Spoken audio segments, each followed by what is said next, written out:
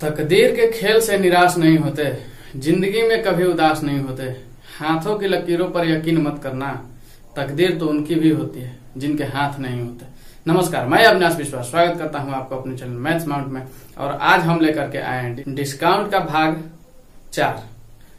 अब भाग 4 में मेरा डिस्काउंट चैप्टर खत्म हो जाएगा, तो चलिए देखते हैं।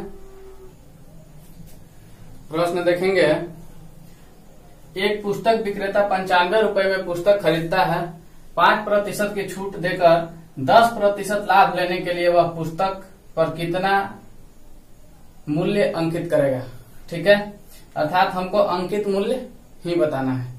अंकित मूल्य बताना है तो जब भी कभी छूट देकर लाभ देने की बात की जाए, प्रश्न में छूट देकर के जैसे 5% की छूट दे दिया जाता है और उसके बाद में 10% का लाभ भी इसको होना चाहिए।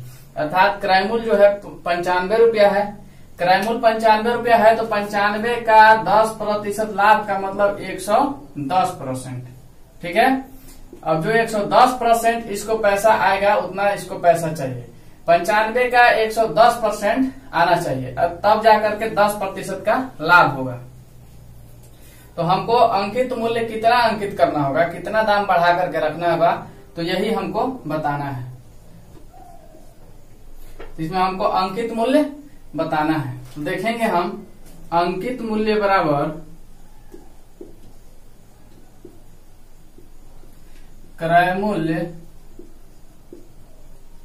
गुना 100 प्लस प्रतिशत लाभ और बटा में 100 माइनस प्रतिशत छूट।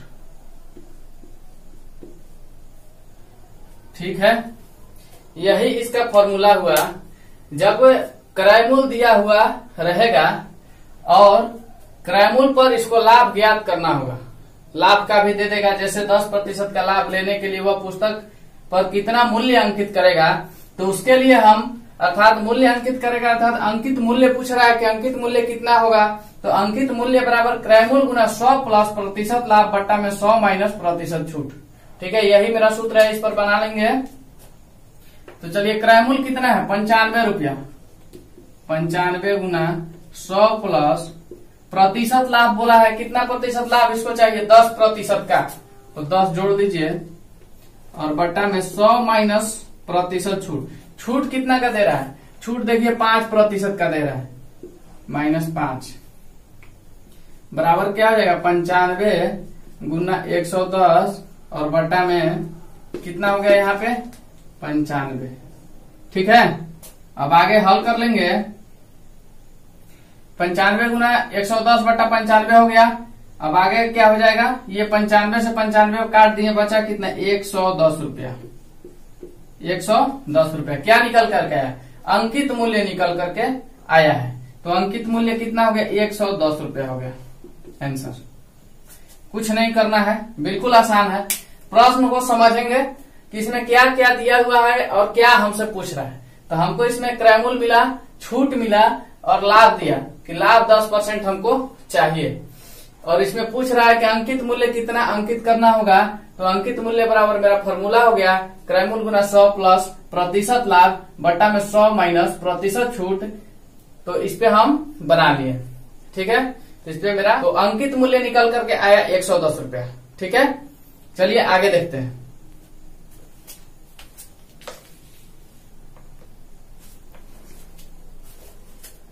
प्रश्न दिया हुआ है, एक दुकानदार 460 रुपए में एक सामान खरीदा, वह 8% छूट देकर 12% लाभ लेने के लिए सामान का अंकित मूल्य कितना होगा। ठीक है, यह भी प्रश्न पीछे वाले प्रश्न पर ही है, तो चलिए इसको देखेंगे। वैसे ही बनेगा जैसे पीछे वाला बना था। इसमें भी हमको सामान का अंकित मूल्य कितना होगा हमसे पूछ क्या रहा है। प्रश्न देखेंगे तो हमसे पूछा जा रहा है कि अंकित मूल्य कितना होगा। दिया क्या है प्रश्न में, दुकानदार 460 रुपए में एक सामान खरीदा। अच्छा, खरीदता है तो ये क्रयमूल्य हो गया। छूट कितना देता है, वह 8% छूट देकर 12% लाभ लेता है। लाभ हो गया 12%, छूट हो गया 8%। ठीक है, हमको ज्ञात करना है अंकित मूल्य। तो अंकित मूल्य ज्ञात करने के लिए हम इसी फॉर्मूला का यूज करते हैं। अंकित मूल्य बराबर क्रय मूल्य गुना 100 प्लस प्रतिशत लाभ और बट्टा में 100 माइनस प्रतिशत छूट। चलिए इसको हल कर लेते हैं। अब देखिए क्रय मूल्य कितना दिया हुआ है, 460 रुपया, 460 रुपया। अच्छा 100 प्लस प्रतिशत लाभ, तो लाभ कितना है 12% का। अब 100 प्लस प्रतिशत लाभ को 112% हम लिख सकते हैं और बट्टा में क्या कर लेंगे 100 माइनस प्रतिशत छूट। तो 100 में से 8% को घटा लीजिए तो 92% आ जाएगा। ठीक है, ये 112 कहां से आया, 100 प्लस प्रतिशत लाभ हमको चाहिए था तो 100 पर हम 12 को जोड़ दिए इसलिए 112 आ गया मेरा। 112 क्यों आया यहाँ देखिए, और 92 कहां से आया, 100 माइनस प्रतिशत छूट है। 100 माइनस प्रतिशत छूट के जगह पे 100 में से छूट को घटाना था अर्थात 8 को घटा लिए तो 92 आ गया। ठीक है, तो चलिए इसको हम सोल्व करते हैं। अब देख लेंगे ये किससे कटेगा, इसको 4 से काटते हैं। 4 से काट दिए, 4 दूना 8 और 4 तिया 12। इसको काटिए 4 से, 4 दूना 8 और 4 8 32, 4 8 32 हो गया। चलिए 23 दूना 46, ये 20 बार में इधर कट गया। अब नीचे में कुछ नहीं बचा है, ऊपर में सिर्फ बचा हुआ है 20 गुना 28 बराबर क्या हो जाएगा 560 रुपया। यही हमारा आंसर निकल कर आया। ठीक है, ये 560 रुपया क्या है, 560 रुपया अंकित मूल्य है। अब अंकित मूल्य जो होता है ना, वस्तु के रियल दाम से, सही दाम से अधिक अंकित किया जाता है। अधिक इसलिए अंकित किया जाता है, कस्टमर को छूट देना होता है। तो 560 रुपया पे 8% का छूट देता है। ठीक है, तो इसको 12% का लाभ मिलता है, 12% का लाभ मिलता है।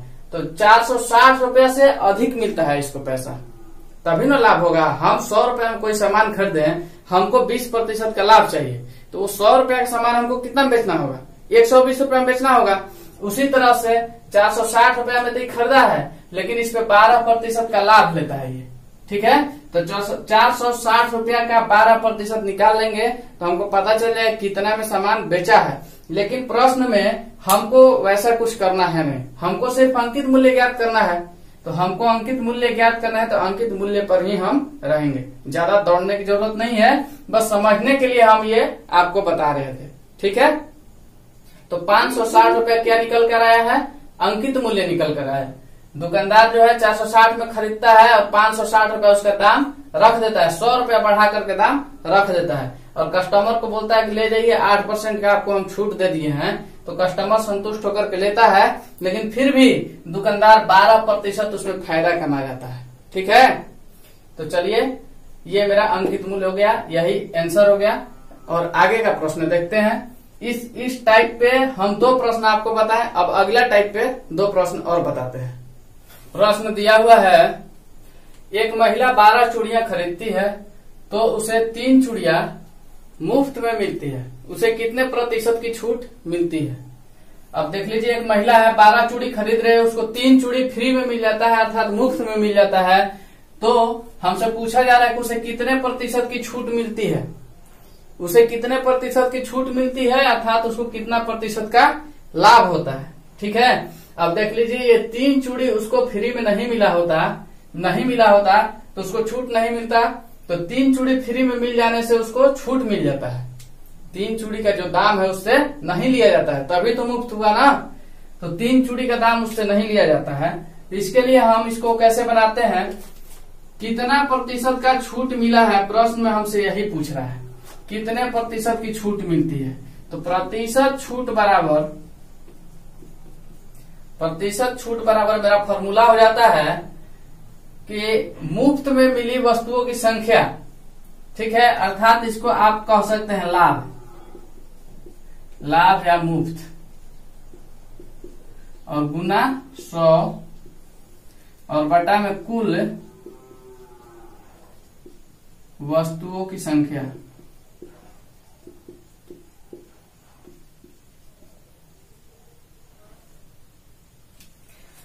तो प्रतिशत छूट बराबर हो गया लाभ।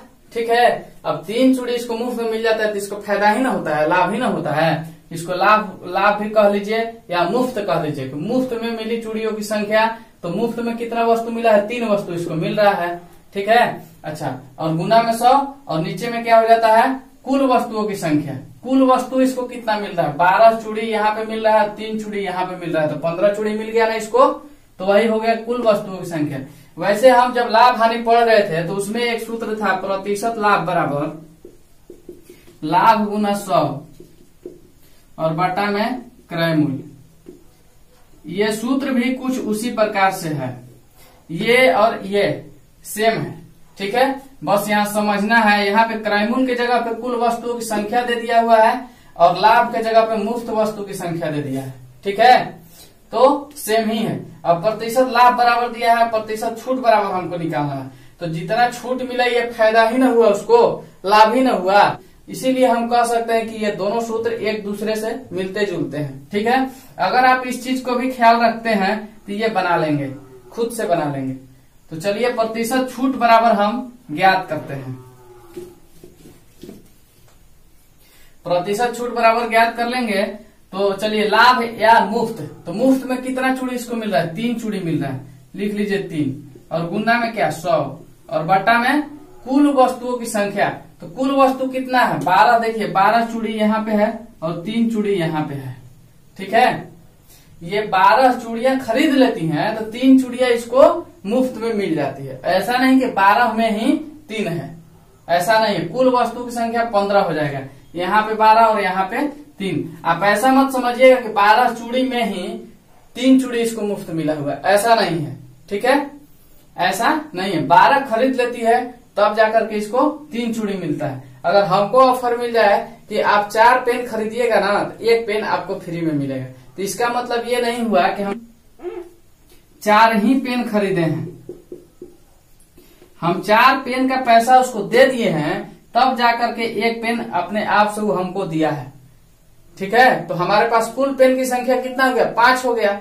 हमको 4 खरीद लेना है उससे, फिर उसके बाद वो 1 हमको एक्स्ट्रा में देगा जो कि मुफ्त का होगा। तो कुल पेन की संख्या मेरे पास 5 हुआ। उसी तरह से 12 चूड़ी का पैसा देती है और 3 चूड़ी फ्री में इसको अलग से मिलता है, तो कुल चूड़ी हो गया 15। अब इसको हल कर लेंगे, 3 गुना 100 बटा में 15 हो जाएगा, 12 और 3 मिलकर के 15, और 3 से इसको 5 बार में काट दीजिए, 5 से इसको 20 बार में काट दीजिए, तो 20%, यही आंसर हो गया। अब 20% क्या हुआ, छूट मिला है इसको। ठीक है, इस महिला को कितना प्रतिशत का छूट मिलता है, तो 20% का छूट मिलता है, डिस्काउंट मिलता है।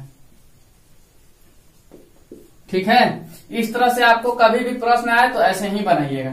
यहाँ पे वस्तु की संख्या कुछ और हो जाएगा, जैसे प्रश्न में दे देगा कि 16 केले खरीदने पर 4 केले मुफ्त में मिलते हैं। हम 16 केला खरीद लेंगे, 4 केले मुफ्त में मिलते हैं, तो कितने प्रतिशत का हमको छूट मिला है। तो इसको बनाने के लिए क्या कर लेंगे, सेम इसी तरह से बना लेंगे। अब देख लीजिए 4 केले हमको मुफ्त में मिल रहे हैं, तो 4 गुना 100 कर लेंगे ऊपर में। अच्छा, टोटल केला की संख्या कितना हो जाएगा, 16 खरीदे हैं और 4 मुफ्त में मिल गया है, तो 20 हो गया ना। तो 4 पंजा 20 और 5 से ये फिर 20, तो 20% का यहाँ भी छूट मिलता है। ठीक है, इसमें मत उलझिएगा, ये मेरा अलग से एग्जाम्पल जो दिए थे ना उसका यहाँ पे बना है। इस प्रश्न से इसका कोई लेना देना नहीं है। हम ये अलग से एग्जाम्पल जो दिए थे उसमें इसको बना करके आपको समझाने का प्रयत्न किए हैं। ठीक है, आगे देख लीजिए। अब देखिए ये प्रश्न थोड़ा हटके है। तो प्रश्न दिया हुआ है, एक दुकानदार 800 रुपए निर्धारित मूल्य वाली कुर्सी 10%, 15% के क्रमिक बट्टे पर खरीदता है और उसके ढुलाई आदि पर 28 रुपया व्यय करता है। उसे वह 800 रुपए में बेचा हो, कितने प्रतिशत लाभ प्राप्त किया है। ठीक है, प्रश्न है जिसमें 800 रुपया निर्धारित मूल्य वाली कुर्सी है, उस पर 2 बट्टा दिया हुआ है 10% और 15% का, और ढुलाई पे इसको 28 रुपया का अलग से अतिरिक्त खर्च हो जाता है और 800 रुपया में ये बेच देता है। तो इसमें मेरा दिया हुआ है, ये अंकित मूल्य दिया हुआ है, विक्रय मूल्य दिया हुआ है, छूट दिया हुआ है और एक्स्ट्रा खर्च दिया हुआ है। हमको प्रतिशत लाभ ज्ञात करना है। तो सबसे पहले अंकित मूल्य पर जो वस्तु खरीदा है कितना में खरीदा है। ठीक है, तो छूट पर वस्तु का मूल्य, वस्तु का मूल्य पहले ज्ञात कर लेंगे। आप देखिए हमको छूट मिला है ना जी, 10% और 15% का छूट मिला हुआ है, और मूल्य कितना निर्धारित है 800 रुपया। तो जब छूट मिला है ना, छूट मिलने के बाद हम वस्तु कितना में खरीदे हैं, तो वही हम ज्ञात करेंगे कि छूट पर वस्तु का मूल्य। तो 800 रुपया का 10% छूट का मतलब 90%। अब 10% हमको छूट मिला है तो 90% हमको देना है। अच्छा, 15% छूट मिला है तो 85% हमसे लेगा, 85% हमको देना पड़ेगा। तो चलिए इसको ज्ञात करते हैं। 10 से 10, ये 17 5 85, ये 20 बार में, इससे 20 चौका 80, 40 बार में। अब देख लेंगे कोई कटेगा। 10 से 10 इसको काट लीजिए। अब बच गया क्या, 9 बचा, 4 बचा और 17 बचा हुआ है। तो 9 चौका 36, 36 गुना 17 बराबर हो जाएगा 612 रुपया। ठीक है। अब देख लीजिए छूट मिलने के बाद में हमको वस्तु 612 रुपया में अवेलेबल हुआ, हमको 612 रुपया में वस्तु मिल रहा है। तो दाम इसका कितना निर्धारित किया गया था 800 रुपया, जबकि मिल कितना में रहा है 612 रुपया में। अच्छा, अब देख लीजिए 612 रुपया में वस्तु इसको मिल गया है, लेकिन उसके ढुलाई आदि पर 28 रुपया व्यय करता है। ठीक है। तो यहाँ पे हम क्रय मूल्य इसको मान लेंगे कि ये क्रय मूल्य है। अब टोटल दाम जो हो गया, जो जितना हम खर्च कर दिए, जितना पैसा हम खर्च कर दिए सामान को अपने पास लाने में, तो क्रय मूल्य ही हुआ। हो सकता है हम 500 रुपया में वस्तु खरीदे हैं, 100 रुपया हमको खर्च लग गया उसको लाने में, भाड़ा लग गया अगर, तो 500 रुपया की वस्तु और 100 रुपया, ये 600 रुपया हम क्रय मूल्य मानते हैं। क्यों मानते हैं? क्योंकि उतना पैसा हम लगा दिए हैं, 600 रुपया हम खर्च कर दिए हैं। अगर वस्तु को ला करके हम 600 रुपया में ही बेचते हैं तो हमको लाभ होगा? नहीं होगा। ठीक है। तो हमको क्या करना होता है, जितना खर्च किए हैं उससे अधिक में बेचना होता है, तब हमको लाभ होता है। तो इसीलिए अब यहाँ पे कुल क्रय मूल्य मेरा जो निकल के आ जाएगा 612 रुपया प्लस 28 रुपया। अब 612 प्लस 28 कर लेने के बाद कितना हो जाएगा, 8 और 2 10 का 0, 2 1 3 और 1 4 और 640 रुपया। अब देख लीजिए वस्तु का जो क्रय मूल्य निकल कर आया है 640 रुपया। ठीक है। अच्छा, उसे वह 800 रुपये में बेचा हो तो कितने प्रतिशत का लाभ प्राप्त किया? अब देख लीजिए इसको बेच दिया है तो ये मेरा क्रय मूल्य हो गया। विक्रय मूल्य कितना हो गया इधर 800 रुपया, विक्रय मूल्य बराबर 800 रुपया। और जब क्रय मूल्य और विक्रय मूल्य हमको पता है, दिया हुआ है, तो लाभ और हानि हम आसानी से ज्ञात कर लेते हैं। अब देख लेंगे कि इसका विक्रय मूल्य जो है अधिक है क्रय मूल्य से। क्रय मूल्य से जब अधिक है तो क्या हुआ होगा, लाभ हुआ होगा। ठीक है। तो लाभ हम पहले ज्ञात कर लेंगे कि लाभ बराबर 800 माइनस 640 बराबर 160 रुपया हो जाएगा। ठीक है। 160 रुपया की इसको लाभ होता है, लेकिन पूछ रहा है कि कितना प्रतिशत का लाभ होगा। प्रतिशत लाभ के लिए क्या कर लेते हैं, प्रतिशत लाभ बराबर मेरा हो जाता है लाभ गुना अर्थात 160 गुना 100 बटा में क्रय मूल्य। अब क्रय मूल्य कितना है 640 रुपया। 612 रुपया वहां पे वस्तु का दाम हो गया और भाड़ा दिया 28 रुपया, तो इसको 640 रुपया लग गया, तो क्रय मूल्य मेरा हो गया 640। अब 640 नीचे में लिख लेंगे। अब 640 से इसको कटा लेंगे। ये देख लीजिए 4 बार में कट जाएगा और इधर ये 25 बार में कट जाएगा, तो 25% का लाभ होता है, प्रॉफिट होता है। यही आंसर है।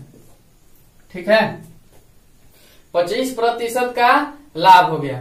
कितने प्रतिशत का लाभ प्राप्त किया, हमसे ऐसा पूछा जा रहा था, तो 25% का लाभ प्राप्त किया है। ठीक है। समझ में आ रहा है? चलिए ठीक है, एक और प्रश्न आप इस पर ही देख लीजिए, कंफर्म हो जाएगा।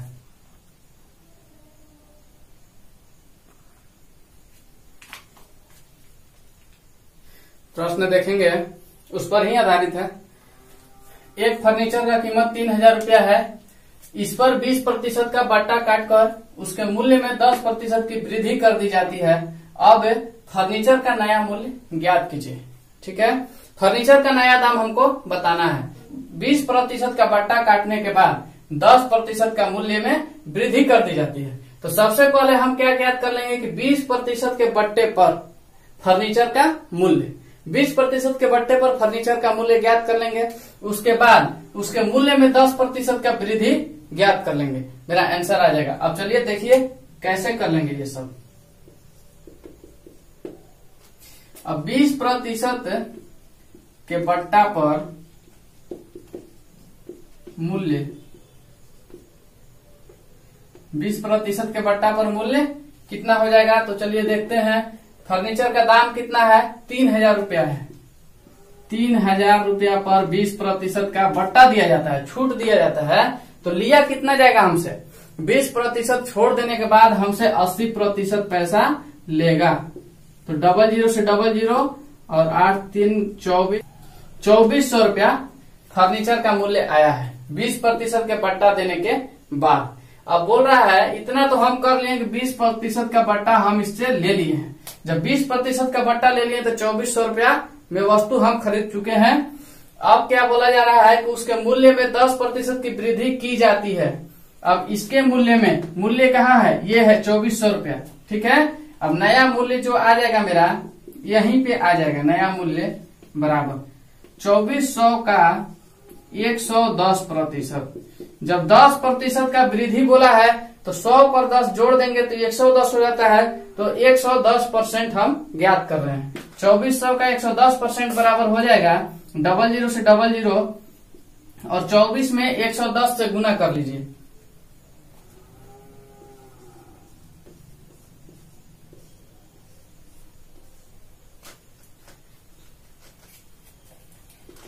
₹2640 निकल करके आ जाएगा। 24 में 110 से गुना कीजिए, 2640 रुपया। तो हमसे पूछा क्या गया था कि वस्तु का, फर्नीचर का नया मूल्य बताइए, तो नया मूल्य यही है 2640 रुपया। आंसर हो गया, ठीक है। बहुत ज्यादा कुछ किए हैं, कुछ नहीं किए हैं। प्रश्न को समझिए, प्रश्न क्या बोल रहा है उसके हिसाब से आप खुद से बना सकते हैं। 3000 रुपया फर्नीचर का कीमत दे दिया था और उस पर 20% का छूट दे रहा था, बट्टा दे रहा था। ये जो 3000 रुपया था अंकित मूल्य था। जब छूट दिया जा रहा है किसी रेट पे तो आप समझिए कि वो क्या है, अंकित मूल्य ही है, तभी वो हमको क्या कर रहा है, छूट दे रहा है। तो छूट दिया 20%, तो हमको सामान कितना में पड़ा, 2400 रुपये में पड़ा। और बोला जा रहा है कि इसके मूल्य में 10% की वृद्धि कर दी जाती है, तो नया मूल्य बताना है। तो 10% का जब वृद्धि किया था, 2400 का 110% ज्ञात किए तो 2640 रुपये आ गया। तो यही मेरा नया मूल्य हुआ, यही फर्नीचर का नया मूल्य हुआ, ठीक है। उम्मीद करते हैं आपको समझ में आ रहा होगा। अगर समझ में आता है तो लाइक, सब्सक्राइब और शेयर करना मत भूलिएगा। लाइक, सब्सक्राइब और शेयर करने से मेरा हौसला बढ़ता है, ठीक है। और इसी तरह से आप देखते रहिए मैथ्स माउंट, कहीं जाने की जरूरत नहीं है, हम आपको सब कुछ बता देंगे। आप बस आराम से पढ़ते रहिए, थोड़ा थोड़ा कर करके बढ़िया से सीखते रहिए, ठीक है।